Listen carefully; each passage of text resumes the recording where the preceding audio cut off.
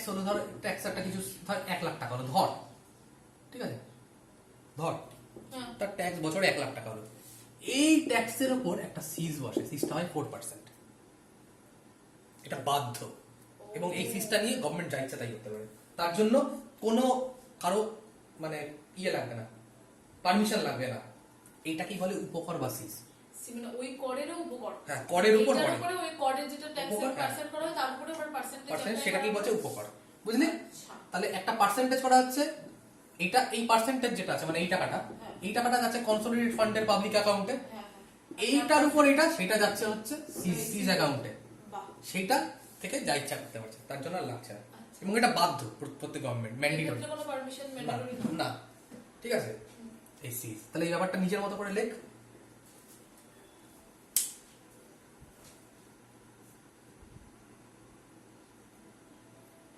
যেমন ধর 2020-21 সালে, হ্যাঁ, স্বাস্থ্য ক্ষেত্র এবং শিক্ষা ক্ষেত্রের উপর সিজ বসেছে 4%। যে জেনে রাখ, এটা কারেন্ট অ্যাফেয়ার্স, 4% সিজ বসেছে। তার মধ্যে মাধ্যমিক স্তর আছে একটা, হ্যাঁ, প্রাথমিক স্তর আছে, মানে মাধ্যমিক স্তরের শিক্ষা,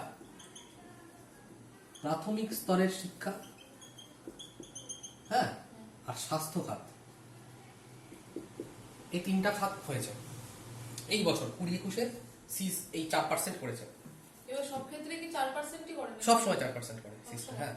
4%-এর স্বাস্থ্য খাতে রেখেছে 1%, মাধ্যমিক স্তরের শিক্ষার ক্ষেত্রে রেখেছে 1%, আর প্রাথমিক স্তরের শিক্ষার জন্য রেখেছে 2%। তার মানে আমি যে ট্যাক্স দিচ্ছি একটা জায়গায়, স্কুলে একটা মাধ্যমিক স্তরের ধর কোনো একটা স্কুল তৈরি হচ্ছে প্রাথমিক স্তরে, 2%, এই 2%-এ কিন্তু আমার টাকা আছে, তোর টাকা আছে, সবার টাকা আছে এর মধ্যে, ঠিক আছে? কেসটা বুঝলি তো? এইভাবে সিস্টা আসছে। তার মানে এবার ধর কোনো একটা কারণে, এগুলো জেনে রাখ, ঠিক আছে? এগুলো জেনে রাখ, সিজ ব্যাপারটা বুঝলি? তাহলে এই বছর সিজ রেখেছে 4%, একটা রেখেছে প্রাথমিক, একটা মাধ্যমিক স্তরে, আর একটা রেখেছে স্বাস্থ্য, প্রাথমিক 2, মাধ্যমিক 1, হ্যাঁ 2%, এরকম করে 4% হয়েছে। দেখ 2, 1-এ 3, 1-এ 4, ঠিক আছে? ধর কোনো কারণে মাধ্যমিক স্তরে বা স্বাস্থ্য স্তরে ধর কোন একটা ধর কোভিড হয়েছে, কোভিডে এখানে আরেকটু টাকা লাগবে, 2% থেকে কি টাকা নেবে এখানে, বা এখান থেকে এখানে টাকা নেবে কিছু? মানে ব্যাপারটা বুঝতে পারছিস তো? 2%, 1% হয়, এই খাতের টাকাটা এবার একটু বেশি লাগছে কোভিডের জন্য ধরা গেল, তখন কি এখান থেকে টাকা নেবে? টাকা নেবে না, যা স্থির তাই স্থির, যাই হোক না কেন নেওয়া যাবে না। কোনো পরিস্থিতি না হবে না। তখন অন্যান্য খাতে কন্টিনজেন্সি ফান্ড আছে একটা, আপদমূলক, ঠিক আছে? যেমন কনসোলিডেটেড ফান্ড যেমন একটা, তেমনি কন্টিনজেন্সি ফান্ড বলে একটা ফান্ড আছে, সেটা হচ্ছে আপদমূলক, আপদকালীন, ওখান থেকে তখন নেওয়া হয়। বা প্রাইম মিনিস্টারের আলাদা একটা রিলিফ ফান্ড হয়, ওখান থেকে নেওয়া হয়। এই যে গভর্নমেন্ট মোদি কয়েকদিন আগে বললো যে 551টা অক্সিজেন্টেড প্ল্যান্ট, মানে অক্সিজেনের কি একটা করবে, শুনেছিস তো? প্রতিটা ডিস্ট্রিক্টে, ওটা কি হবে? এখান থেকে নেওয়া হয়নি, কিন্তু সিস থেকে নেওয়া হতে পারে না, ওটা নিয়েছে প্রধানমন্ত্রীর যে আলাদা একটা ফান্ড আছে সেখান থেকে। বা কন্টিনজেন্সি ফান্ড, বিভিন্ন দুর্যোগ হলে আমফানের সময় কন্টিনজেন্সি ফান্ড থেকে করা হয়েছিল। সিস্টেম একটা বুঝলি তাহলে?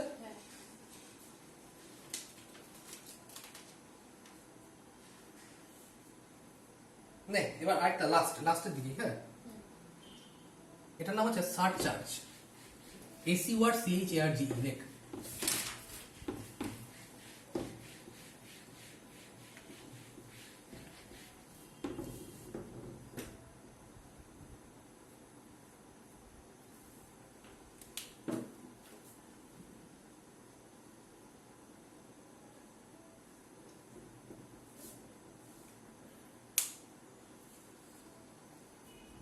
সার্চ চার্জ, এটা কাদের জন্য? যারা তথাকথিত উচ্চবিত্ত মানুষ বলে গণ্য করা হয় তাদের জন্য, ঠিক আছে? মানে যাদের ইনকাম 50 লাখের উপরে বছরে, তাদের ক্ষেত্রে একটা স্পেশাল চার্জ হয়, মানে স্পেশাল এক ধরনের ট্যাক্স। এটা সার্চ চার্জ এক ধরনের ট্যাক্স। কি ট্যাক্স? একটা পার্সেন্টেজ তার উপর অ্যাপ্লাই করা হয় তাদের ইনকামের উপর, ঠিক আছে? যেমন ধর যাদের ইনকাম 50 লাখ থেকে 1 কোটি, তাদের ক্ষেত্রে 50 লাখ তার উপর ওই যে 30% ট্যাক্স দুটো হলো, তার উপর 4% কি হলো সিস, তার উপর 10% হয়ে গেল, বুঝলি? এই যে 10% হলো এটা কি বলে হচ্ছে সারচার্জ, এক্সট্রা একটা চার্জ ইনকাম। এটা সবার জন্য না, এটা যারা 50 লাখের বেশি ইনকাম করে। এবার 50 লাখ থেকে যাদের 1 কোটি তাদের জন্য 10%, ঠিক আছে? 1 কোটি থেকে 5 কোটি যাদের ইনকাম তাদের সারচার্জটা 10% না, তাদের 15% চার্জ দেওয়া হয়, এক্সট্রা দিতে লাগে। সোনু নিগমের যেমন দিতে লাগবে না, আরো বেশি দিতে লাগবে, ঠিক আছে? তারপর যাদের 5 কোটির ওপরে তাদের 37% লিখে রাখ। তাহলে যারা উচ্চবিত্ত মানুষ, যাদের ইনকাম 50 লাখের ওপরে, তাদের ওপর স্পেশাল একটা ইনকাম ট্যাক্স দিতে লাগে, ঠিক আছে? কি ইনকাম ট্যাক্স? সেইটা ইনকাম ট্যাক্স হয় সারচার্জ। এটা কিভাবে হয়? ধর 50 লাখ থেকে যাদের 1 কোটি ইনকাম বছরে, তাদের প্রথমে তো 50 লাখ টাকার জন্য 30% দিতেই হচ্ছে, ওই যে প্রথম লিস্টটা দিলাম যখন, তাই 50 লাখ ইন্টু 30%, তার উপর সিস দিতে লাগবে আবার 4% হলো, তার উপর আবার 10%। যাদের 50 থেকে 1 কোটি তাদের 10% সারচার্জ দিতে লাগে। যাদের 1 কোটি থেকে 5 কোটি ইনকাম তাদের দিতে লাগে 15% চার্জ, সারচার্জ। আর যাদের 5 কোটির উপরে তাদের 37% দিতে লাগে পার অ্যানাম। অ্যানাম মানে বছর, বছর মানে থেকে 1 এপ্রিল 31 মার্চ।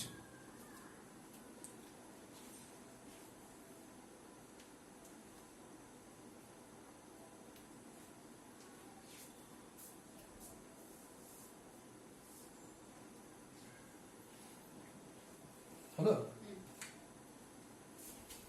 নেক্সট, জানিস ইকোনমিক্স এর ফাদার কাকে বলা হয়? মানে father of economics Adam Smith. লিখে রাখ, FATHER, ফাদার অফ ইকোনমিক্স।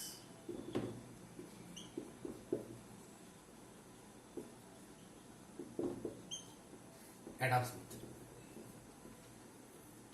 এটা এমনি চালানো, ঠিক আছে? তো এটা কেন জানলাম? ল্যাফার বলে একজন লোক ছিল, নাম করা ইকোনমিস্ট, ঠিক আছে?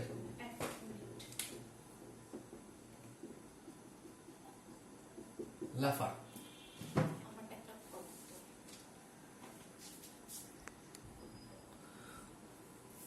তো ল্যাফার্স করতে করতে লিখতে দেখেছেন, ল্যাফার্স একটা কার্ভ দিয়েছিল, সেখানে একদিকে রেখেছিল হচ্ছে এইদিকে ওয়াই অক্ষ বরাবর রেখেছিল ট্যাক্স রেভিনিউ,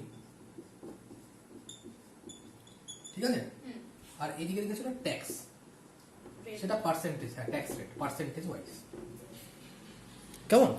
তো ধর কারো ইনকাম যখন 0, ট্যাক্স রেভিনিউ, তখন তাকে ট্যাক্স দিতে হবে না, 0তেই আছে। কারো ইনকাম ধর এখানে, তখন তার ধর ট্যাক্স এখানে, মানে কারো ইনকাম ধর 1 লাখ, তখন তাকে 5% ট্যাক্স দিতে হচ্ছে। তাহলে এখানে বিন্দুটা এখানে পাওয়া যাবে। যখন ধর কারো ইনকাম 10 লাখ, তখন তাকে ধর 10% দিতে হচ্ছে। তাহলে 10 লাখের জন্য 10% মানে এখানে বিন্দুটা আসবে, তাই না? এরকম করে করে কার্ভটা কি এরকম হচ্ছে না, উঠছে না? ধর কারো ইনকাম 30 লাখ, তখন ধর তাকে 40% ট্যাক্স দিতে হচ্ছে, ঠিক আছে? এইবার কোনো কারণে যদি কারো ইনকাম যখন 20 লাখ, তাকেও যদি 50% ট্যাক্স দিতে হয় কখনো, তাহলে তার তো ইনকাম কমে যাবে না, আস্তে আস্তে নামতে থাকবে, ডাউন হতে থাকবে, দেখ এভাবে কমতে থাকবে না আস্তে আস্তে। এটাই লাফার কার্ভের মাধ্যমে বুঝিয়েছিল, এটাই লাফার্স কার্ভ। তো বলেছিল যে এই সর্বোচ্চ বিন্দুর পরে কখনো বাড়ানো উচিত না, একটা টাইম পরে, এই পয়েন্টটা পরে, ঠিক আছে? তো এটাই লাফার্স কার্ভ বলেছিল, নিজের মতো করে লিখে দেয়, বুঝে নেই। লাফার্স বলেছিল যে একটা টাইম পর ট্যাক্স কখনো বাড়ানো উচিত না, ঠিক আছে? আঁকা হয়ে গেছে? এইবার কত ধরনের ট্যাক্স হয়, মানে অন্যভাবে, এটা হচ্ছে আগেরটা ছিল হচ্ছে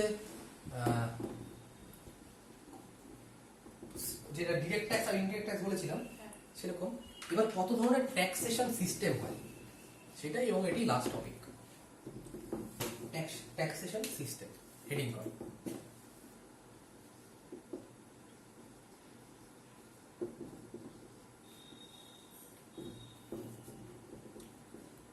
অনেক ধরনের হয়, হ্যাঁ মেইনলি 4 ধরনের হয়। একটা হচ্ছে প্রোগ্রেসিভ, লেখের উপরে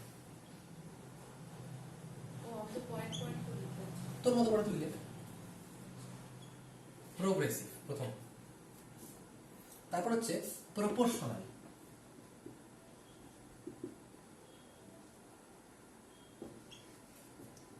সরি, তারপর হচ্ছে ডিগ্রেসিভ আর রিগ্রেসিভ।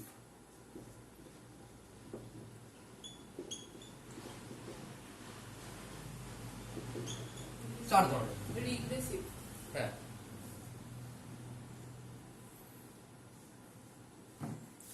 কেমন লিখেছি চারটে?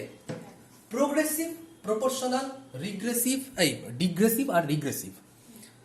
প্রোগ্রেসিভ মানে যেই ট্যাক্সেশনে ইনকাম বাড়লে ট্যাক্সও বাড়ে, সেটা হচ্ছে প্রোগ্রেসিভ। ধর যার 10 লাখ টাকা যার ইনকাম, তার যা ট্যাক্স 12 লাখ টাকা হয়ে গেলে তার ট্যাক্সটাও বেড়ে যাবে, মানে দুটোই প্রোগ্রেসিভ করে বাড়ছে। হ্যাঁ, তাহলে সেটা হচ্ছে সেই ট্যাক্সটাকে বলে প্রোগ্রেসিভ ট্যাক্স। প্রপোর্শনাল ট্যাক্স মানে যেই সিস্টেমে ট্যাক্স রেট ফিক্স করা, মানে 10-এও কি 15-এও কি 20-তেও কি ফিক্স। Tax rate fixed. হ্যাঁ, যেমন ধর 15 লাখের বেশি হলে 30%ই হয়, ফিক্স তো তখন। হ্যাঁ। এই যখন দেখালাম ওই চারটাতে, এই তখন সেটাকে তখন বলবো প্রপোর্শনাল। আর যখন 2, 5, 2.5 করে বাড়ছে যখন, তখন রেটটাও বাড়ছিল, মনে আছে ট্যাক্স রেটটা বাড়ছিল না, হ্যাঁ। সেটা তাহলে তখন সেটাকে বলো প্রোগ্রেসিভ। ডিগ্রেসিভ মানে কি, যেখানে ইনকাম বাড়লে ট্যাক্সটা কমে। এটা আবার কি? কেমন হয়, ধর কিছু কিছু দেশ আছে যেই দেশে মানুষ একটু অলস, ইনকাম করতে চায় না, এর ফলে কি হচ্ছে দেশে সার্বিক ইনকামটা হয় না।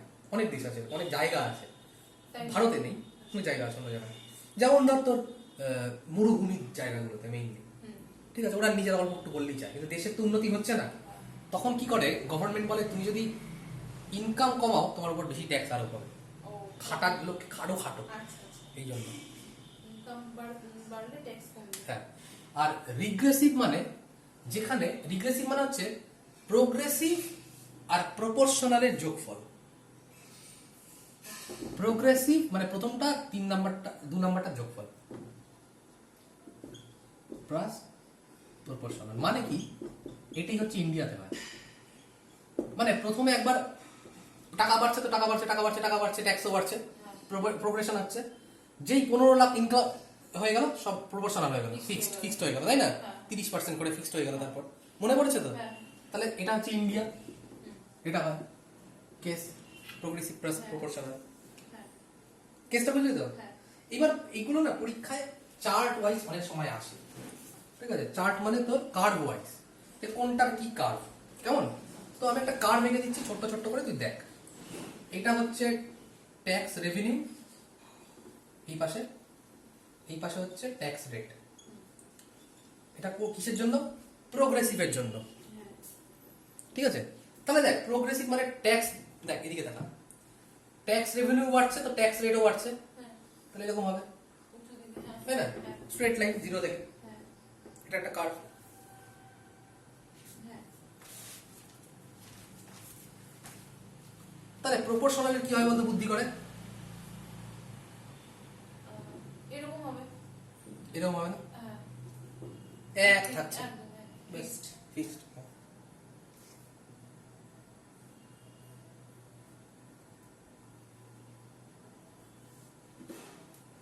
ডিগ্রেসিভের কি হবে? ডিগ্রেসিভে এরকম হবে। এরকম হবে। হ্যাঁ। প্রথমে এটা কেন হচ্ছে বলতো? এটা ইনকামটা বাড়লো। 0 থেকে তো স্টার্ট হয় না কখনো, একটু বাড়ার পরই তো হবে, বাড়ার পরে, ঠিক। ওই জন্য এটা ডিগ্রেসিভের। আর এটার তো তেমন কোনো কার্ভই হবে না, কারণ এটা হচ্ছে দুটো, এটা মিক্সচার। মানে রিগ্রেসিভের কার্ভ হবে হচ্ছে এটার কার্ভ, মানে এটা রিগ্রেসিভ মানে কি প্রপোর্শনাল, এটা এইটা প্লাস এইটা, তার মানে এরকম হবে, দুটো কার্ভ হয়ে যাবে একটার মধ্যে। যেটা কখনো হয় না। হয় না, এটা কার্ভ হতে পারে না কখনো, ঠিক আছে? এটা হবে না। তাহলে এই তিনটের কার্ভ জানতে লাগবে, যেখানে বাঁ দিকে থাকবে ট্যাক্স রেভিনিউ, ডান দিকে থাকবে ট্যাক্স রেট। হ্যাঁ। বুঝলে? আজকে ট্যাক্সের এটাই ক্লাস, এটাই থাকলো, সেভ করছি।